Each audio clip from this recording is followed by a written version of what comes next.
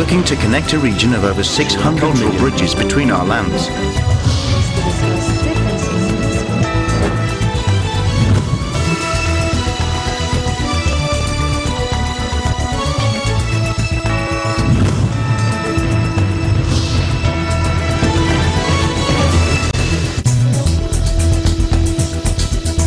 Hello and welcome to ASEAN in Focus. I'm Judith Limera delivering to you the latest news in and around the ASEAN region on today's headlines. President Rodrigo Duterte has welcomed Vice President Leni Robredo's acceptance of his formal offer for her to co-chair the Interagency Committee on Anti-Illegal Drugs or ICAD, Malacanang said on Thursday. An ex-Goldman Sachs banker will stand trial in Malaysia in April over the 1MDB scandal after he returns from the U.S., where he has also been charged, an official said Wednesday. And the Chinese phone giant Huawei said it was ready to roll out a 5G infrastructure across Southeast Asia, dismissing U.S. warnings its tech could be used to hoover up data for Beijing.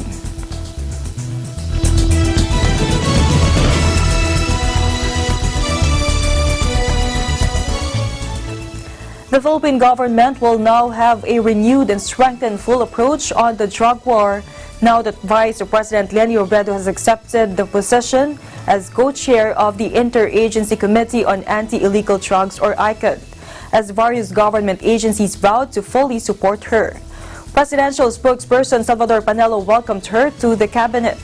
VP Robredo accepted the offer of President Duterte to be the co-chairperson of the Interagency Committee on Anti-Illegal Drugs or ICAD, saying she did this in her interest to try to save innocent lives in the government's drug war.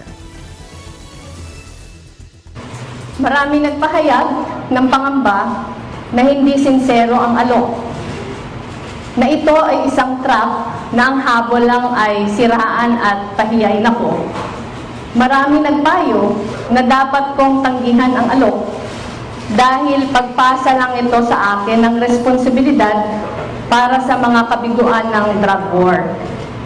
Marami nagsasabi na naghahanap lang ng damay ang administrasyong ito. Hindi naman ako nagpahayag ng aking mga puna sa drug war dahil naghahabol ako sa pwesto.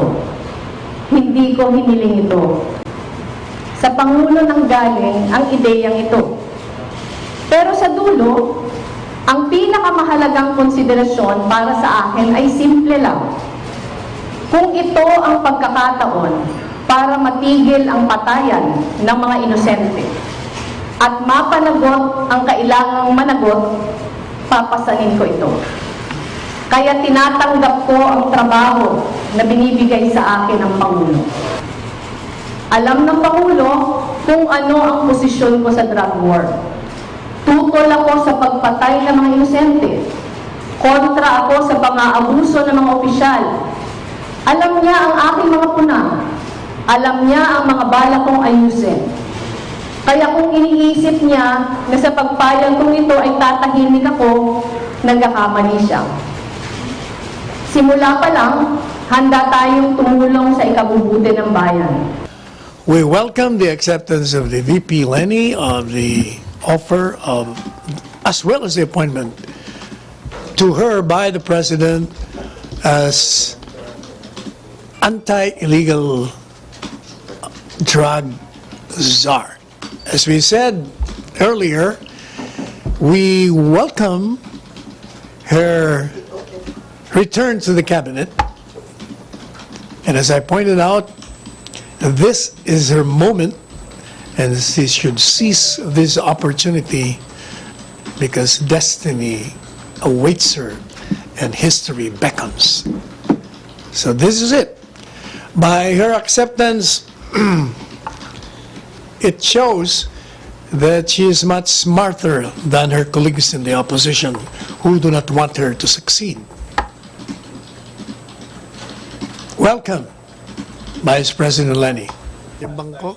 Secretary Panelo also said Vice President Robredo is now part of the cabinet of President Rodrigo Duterte, and could attend all cabinet meetings, especially those related to the drug war. Panelo said that there is no need for an invitation for her to come in the cabinet meetings, but that if this is needed, the palace would formally issue an invitation for her to attend these meetings. PNP spokesperson Brigadier General Bernard Bannock said that this was a very good development as this would further strengthen the government's drug war.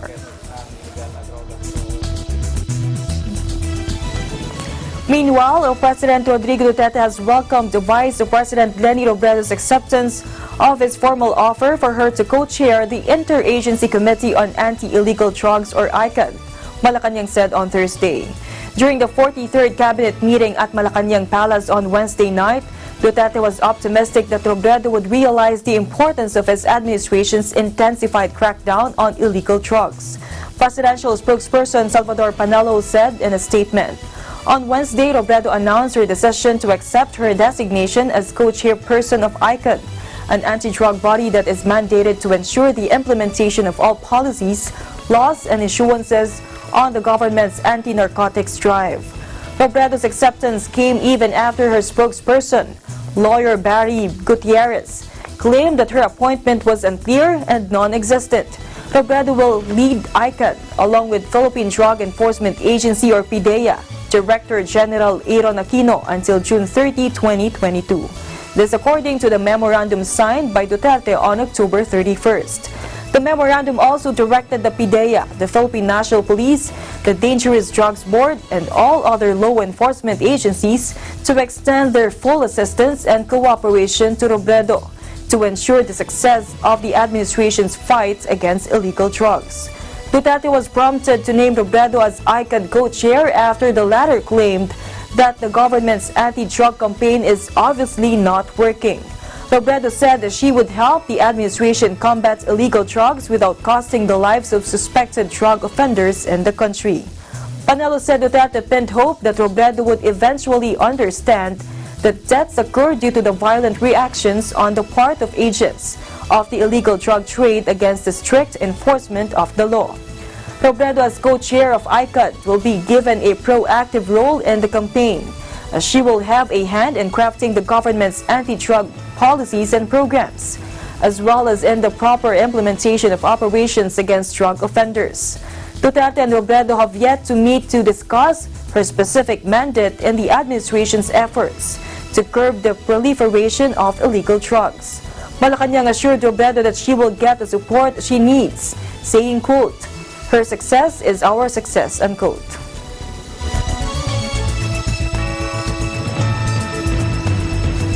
In other news, Malacanang on Wednesday supported the plan of Foreign Affairs Secretary Teodoro Locsin Jr. to file a diplomatic protest against China over the alleged firing of warning flares at a Philippine military aircraft patrolling the West Philippine Sea. Well, if that's true, we have to object to that. As the Secretary of Foreign Affairs says, we will have to file a diplomatic protest. On Tuesday, Armed Forces of the Philippines and Deputy Chief of Staff for Intelligence Major General Ruben Bashao bared to a House panel that there have been 6 flare warnings against the Philippine military aircraft this year. Locsin, on his official Twitter account, said he will file a diplomatic protest against China when the National Intelligence Coordinating Agency confirms the report. Panelo said Palace will adopt the stand of both Locsin and Defense Secretary Delfin Lorenzana, who said China's flares do not prevent their vessels and aircraft from patrolling. Asked if he agreed with Bashao's remark that China is seen as the most aggressive among the claimants in the South China Sea, Panelo noted that the importance of practicing self-restraint. If you're doing things that will aggravate the situation there, there's already a tension there. Precisely that is the common stand of the ASEAN members, that there should be an exercise of self-restraint among those who are claimants, so that it will not aggravate the situation there. Besides China, other countries with overlapping claims in the resource-rich South China Sea are the Philippines, Vietnam, Malaysia, and Brunei. Leaders of ASEAN and China target to have completed a Code of Conduct or COC on the South China Sea by 2021 to provide a set of guidelines to follow to avoid any conflicts in those waters.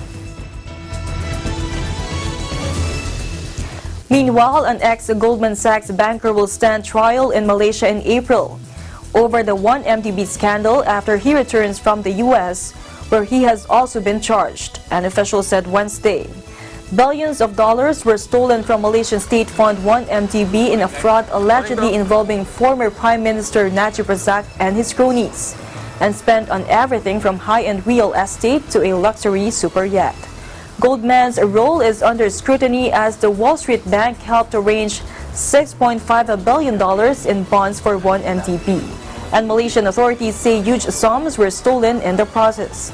Nong Chong-hua, a Malaysian former managing director at the bank, has been charged in the U.S. and Malaysia over the scandal.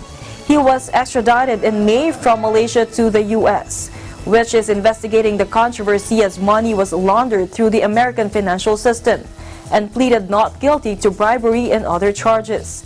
Malaysia had agreed to a temporary surrender of the ex-banker, also known as Roger Nang, for 10 months to allow the U.S. case to proceed, and he will return to his home country in March. Prosecutor Zaki Aziraf Subir told AFP. And I quote, "The prosecution sought trial dates in April, and the defense agreed," he added. Nang has also pleaded not guilty to 1MDB link charges in Malaysia. Filings on the Malaysian court's website show dates set for Nang's case from April 13 to 15. Malaysia is seeking $7.5 billion in damages from the Wall Street titan over its role in the scandal.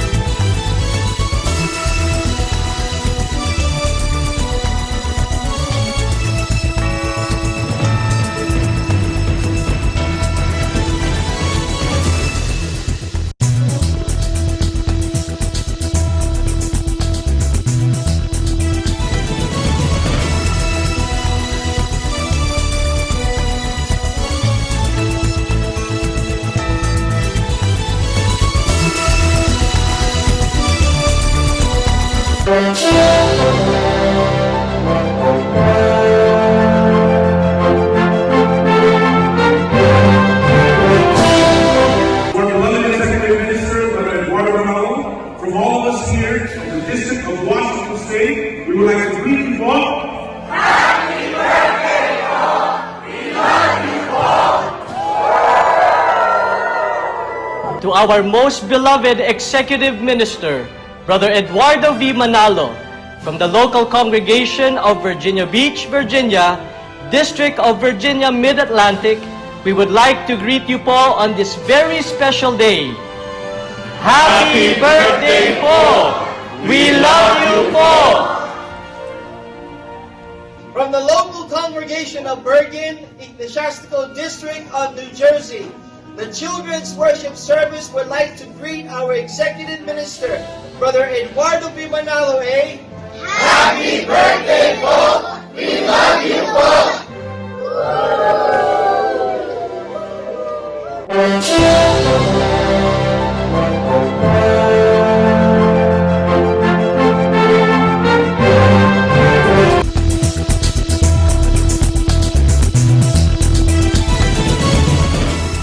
Welcome back. Chief Justice Diosdado M. Peralta on Thursday ordered a ban on the use of mobile phones and other gadgets during trials in all courts in the country.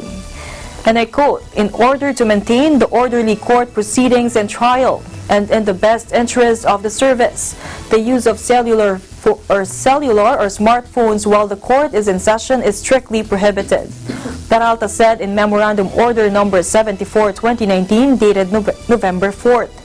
The use of other electronic communication devices not related to the ongoing proceedings or trial is likewise prohibited, the order likewise said. With regards to the monitoring of performance of all courts, Peralta said, all lower courts are strictly enjoined to comply with the rules on session hours and hearing dates, including the reglementary or prescribed periods to resolve pending cases and incidents as provided for under the Constitution, the laws, rules of procedures, guidelines, and other administrative issuances. The move is in accordance with Peralta's 10-point program as Chief Justice. The order was reiterated by Court Administrator Jose Maidas Marquez. Marquez said particular attention should be given to the prohibition on the use of cellular phone while the court is in session in order to maintain the orderly court proceedings and trial.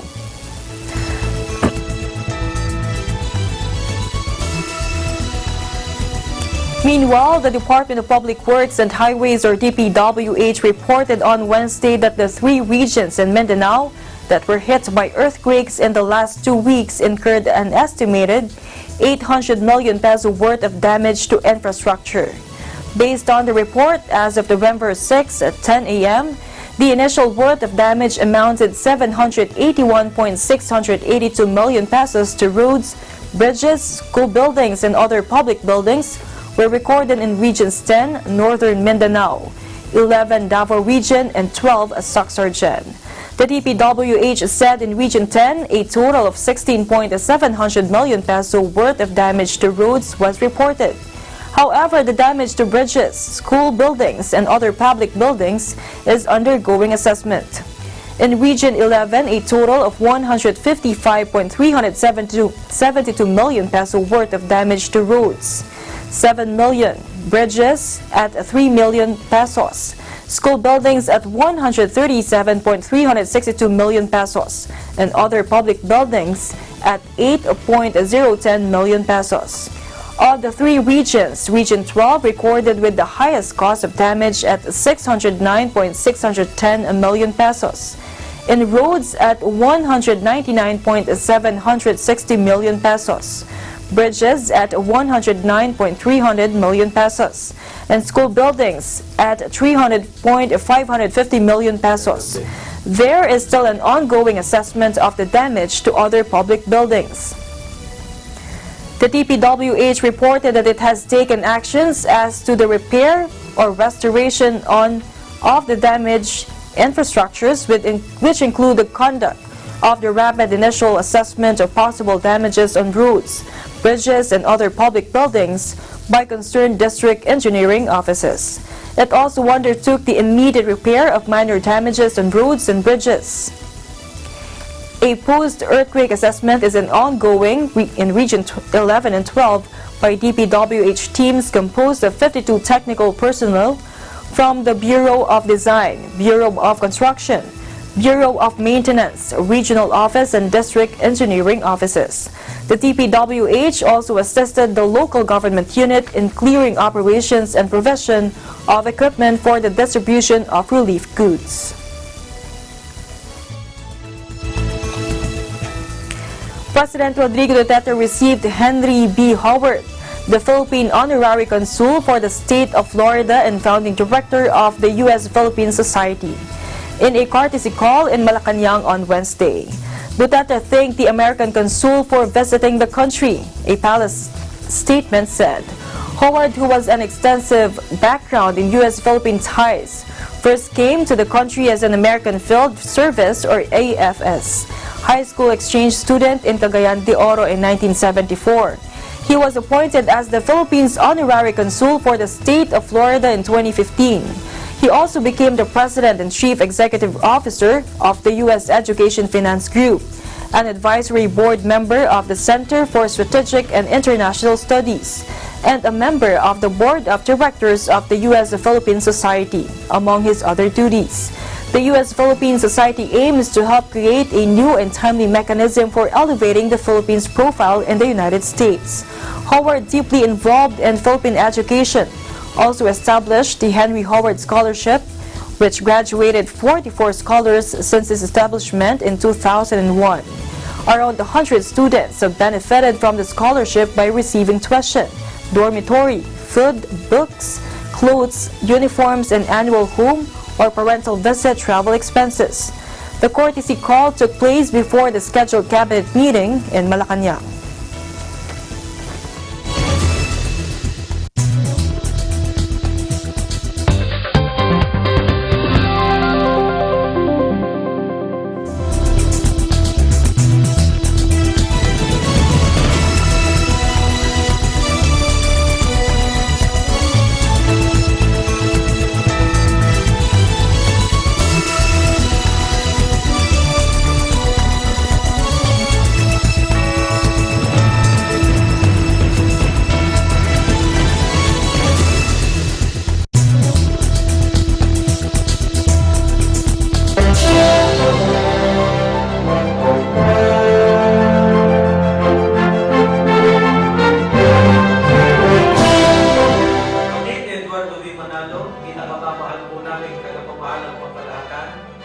Kami po ng mga may tungkulin dito sa lugar ng Doña Faustina Housing, dito ng Sentral, ay malugod na bumabati sa inyo.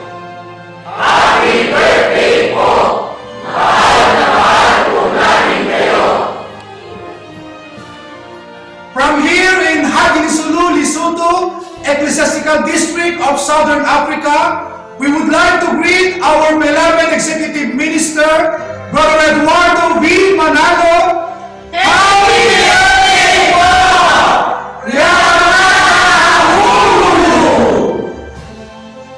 From the local congregation of Lloydminster, District of Manitoba, we would like to greet our beloved Executive Minister, Brother Eduardo V. Manalo. Happy birthday po! We love you po!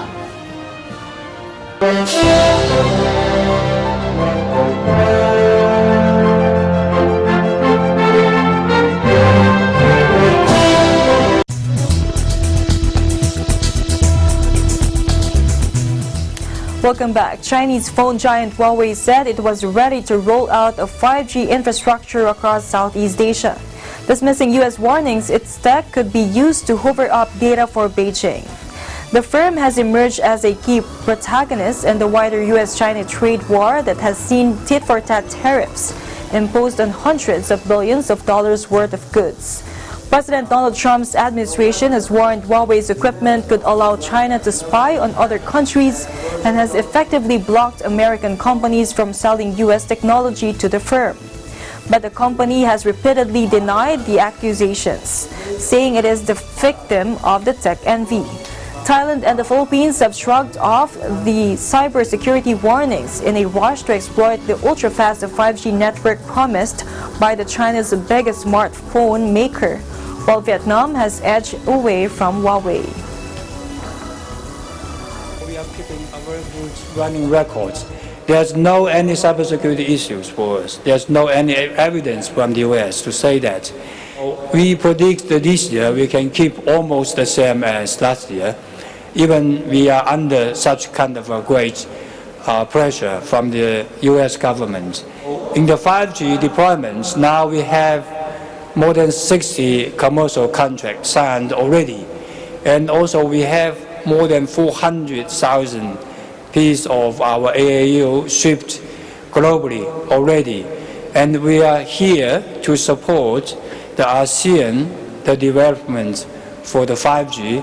But very soon, many countries will have the plan and also will have the deployment, including in ASEAN countries. I can see there's many countries has released their plan, their strategy, and also for the license, and also to start the deployment very soon.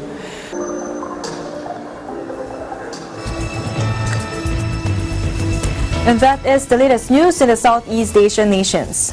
Stay updated about the ASEAN region. I'm Judith Limera and I'm on with 25.